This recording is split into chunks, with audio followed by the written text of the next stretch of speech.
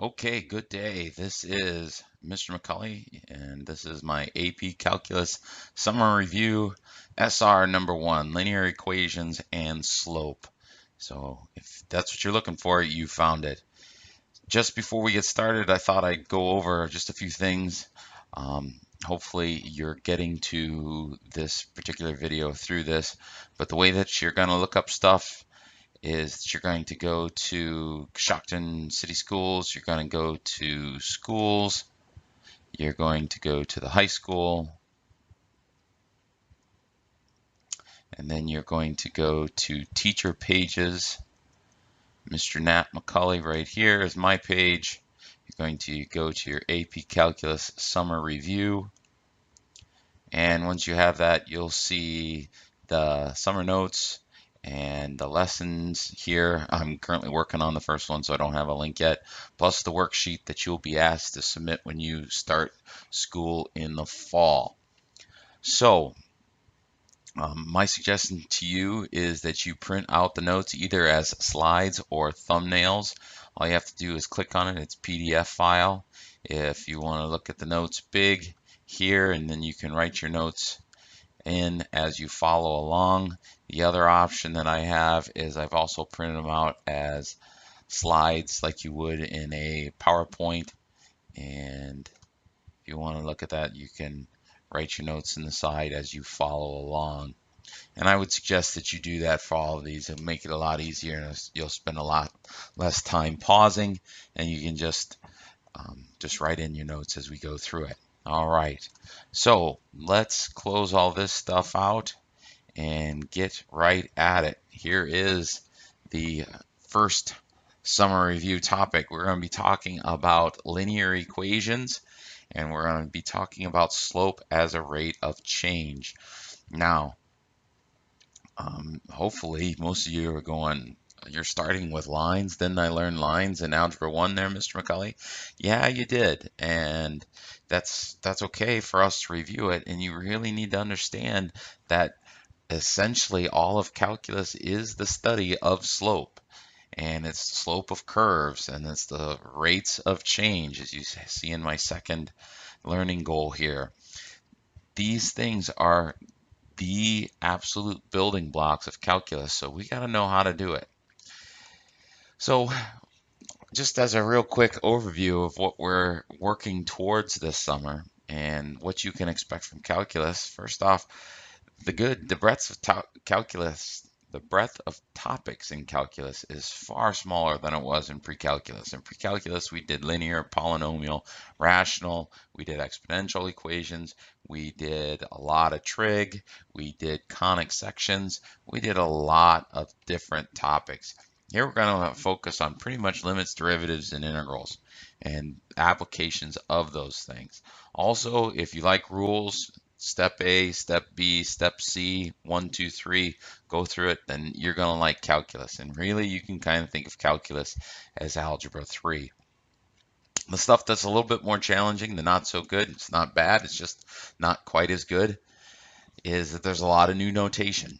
And there are a lot of rules to both learn and memorize. And I would suggest that you make yourself a little notation guide somewhere in your notebook and or on the notes that you're taking this summer. You must have your algebra rules down cold, and this last one isn't here to kind of scare you or anything, but it is meant to prepare you. You need to be prepared for the AP Calculus test. It is a marathon, and it's not something that you can wait till April and say, oh, I'm going to spend 3-4 weeks here studying for the AP Calc test and I'm going to pass it. You need to be saying, I want a 5 on the AP Calculus test day 1 of June, and I'm going to get my AP Calc review stuff done over the summer. I'm going to start off on a good foot 1st of September. I'm going to work hard all the way through, and when Mr. McCully tells me that something needs to be memorized, I'm going to do my best to do that. That's how you learn this stuff and retain it for the entire year so that you can prepare for the AP Calc test. All right, enough of that. I've already spent 5 minutes. Let's get right into it. So, two important forms of the linear equations that we're going to be using. The one that you are most familiar with is the one that I've used mostly when you were in Algebra 2 and in pre-calculus is slope-intercept form, y equals mx plus b. That shouldn't be anything new to you. The point-slope form you have seen, we did go over it in Algebra 2 and it was in our pre-calculus book. It's not one that we use very often, but it is something that we're going to use a lot more in calculus because it's going to allow us to do everything in one step, and finding the equation of a line is going to be something that you're going to be asked to do on a regular basis. Excuse me. And using the point slope form is a very quick way to do it. You just plug in the values that you know and solve for y, then you're in slope intercept form. In each case, for both of these equations, x is the independent variable, y is the dependent variable. So if I ever talk about an independent or a dependent variable, you can know what I'm talking about here. M is the slope, x1, y1. So this x1, without this y1 and this x1 is a point on the line, and a b is the y-intercept. So I kind of touched on some of these already as we were going through it, but slope-intercept form is important because it's easy to graph. Start at your y-intercept and then move to the right using the slope. It's easier to enter in the graphing calculator because you only have one variable on the left-hand side. Point slope form is important to calculus because we're going to find slopes at a point, and we're going to use this to find the equation of the tangent line. As I said before, it's a one-step process. You just plug and go, and it's also easy to convert to slope-intercept form. So let's talk about a couple example type problems. So what is the equation of a tangent line? And this is going to be a common problem in AP Calculus. It's not going to be as easy as this one, but it's going to be a very common problem. So look at this. We have this function here, and I don't have it defined. It's just some function f. And we're going to say if I'm going through this point right here, and I know that the slope of a tangent line is 1. Now, what do I mean by that? Well, I'm really looking at the line that goes through that point and just touches the point at that particular curve. Now, I don't like that. It's hard to see. Let's see if we can't fix that just a little bit. Look at the properties. Make this a solid line and make it much smaller so we can see it. That's a little bit better. So the tangent line, the one that we're looking for, is we're looking for a line that just touches this curve at one point along this curve. And what's the slope of that? Well, in this case, I'm going to give it to you. Once we get into calculus next year in the fall, you are actually going to be calculating these slopes. But the point slope form of this, and remember from the last page, the equation that we're going to use is y minus y1 is equal to m times x minus x1. And the reason we're going to use this, again, it's going to be very easy for us to just plug in the values. Here is our x1, here is our y1, here is our slope. So we're just going to go y minus 6 equals 1 times x minus 5. And we can quickly see that we're going to have y minus 6, distribute the 1, I get x minus 5, add 6 to both sides is y equals x plus 1. That's going to be our equation. And you can see if I followed this through, it would probably go through 1. So there's an easy example of finding the slope of a tangent, or the equation of a tangent line. Example number 1, find the equation of a line that goes through the points 2, -3 and 5, -1. Well, if you remember from Algebra 1, the slope equation, m is y2 minus y1 over x2 minus x1. So we're going to calculate that. We're going to go -1 minus -3 all over 5 minus 2. That is going to give us +2 over 3. Make sure I did that right. Yep, I'm going to have 2/3. And then I need to plug the one of, and so I'm going to use my point slope form, and I'm going to use the y minus y1 equals m times x minus x1. I'm going to plug in, and you can choose either point. It really doesn't matter. I'm going to go y minus negative 3 is going to be plus 3 equals the slope 2/3 of, let's see here, it's going to be x minus 2. All right, so I've got to distribute my 2/3, so I'm going to get y plus, and I'm going to leave that here for a second and I'll show you why. I'm going to distribute, so I've got 2/3 x, and then 2/3 times negative 2 is going to be negative 4/3. We're just doubling 2/3. And the reason I left this blank is because I'm about to subtract 3 from both sides. Well, I've got thirds. So let's convert this 3 to thirds, and there are 9 thirds in this particular problem, or in 3. And so I'm going to subtract 9 thirds from both sides, and my final answer is going to be y equals 2/3 x minus 4/3 minus 9/3. 4 minus 9 is negative 13/3. So there is the equation that passes through those 2 points. All right, the last thing I want to talk about in this particular one, and we're doing pretty well. We've only got 11 minutes. I'm going to talk about slope as a rate of change. Calculus is the study of change, and it is the study of slope, different rates.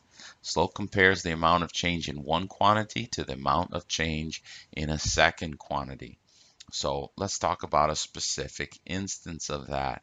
Person drives to the gas station and purchases 5 gallons of gas for $15, assuming that the relationship between the number of gallons purchased and the price paid is linear. Write an equation that models the above situation. So I'm going to come over here and do this one. And if you remember, if I purchased 5 gallons, it cost me $15. So if I purchase 5 gallons, it cost me $15. And you can think of a second point, if I purchase 0 gallons, it costs me $0. So I can find my slope. M equals 15 minus 0, that's a 0, over 5 minus 0 is going to give me 3. That's my slope. And if you notice, 0, 0 is the origin, but it's also a y-intercept. So if I really wanted to, if I wanted to use that point slope form that we've been talking about the whole time here, we can just go y minus 0 equals 3 times x minus 0, and that will give us y equals 3x. All right, so let's copy this real quick and move it to the next one. So copy, go to the next one. This is our last one, and we're just going to paste that right there. And it says, using correct units, describe the slope of the linear equation found in part A.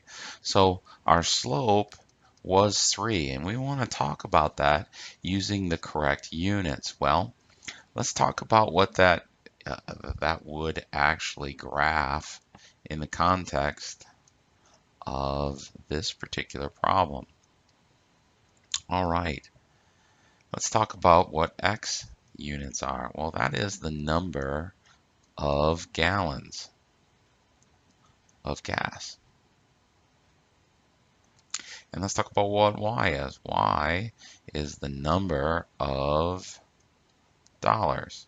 And we remember, if we came over here, 1, 2, 3, 3 gallons,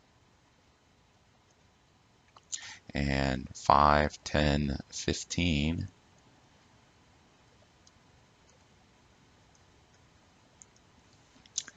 we had 0, 0. If I buy 0 gallons, it costs me $0.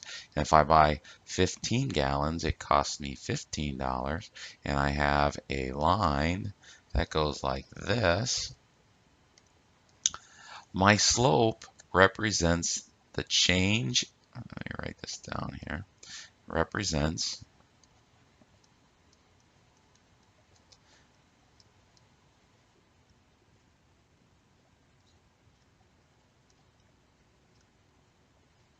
the change in y over the change in x.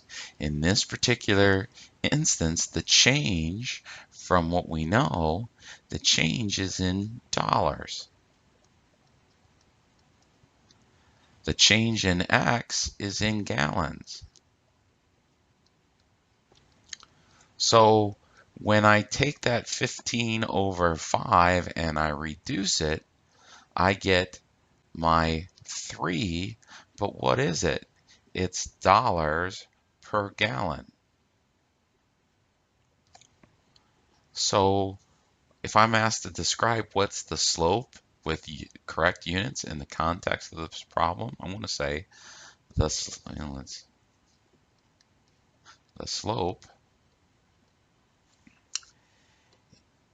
is $3 per gallon and represents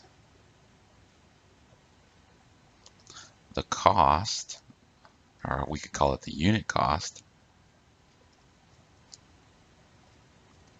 of 1 gallon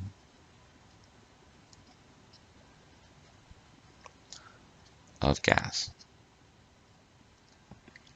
So this is my description using appropriate units. Well, there, folks, that is all I have. It is the end, and since it is summer, we'll try and keep it fun. And there are Star Wars movies coming out every year for the next 20 years, so if I reuse these videos, I'll at least have, I won't be dating myself. Star Wars fun fact of the day: Wookiees can live to be over 300 standard years old. Well, I hope that adds to your book of knowledge of trivia, and keep those Star Wars things coming. Now, if you have any comments or concerns, you can always add a comment at the bottom of this video. If you think that I've made an error somewhere arithmetically or algebraically, please feel free to let me know. I will always give bonus points for people who can help me make these things better. Have a good day and enjoy your summer. Goodbye.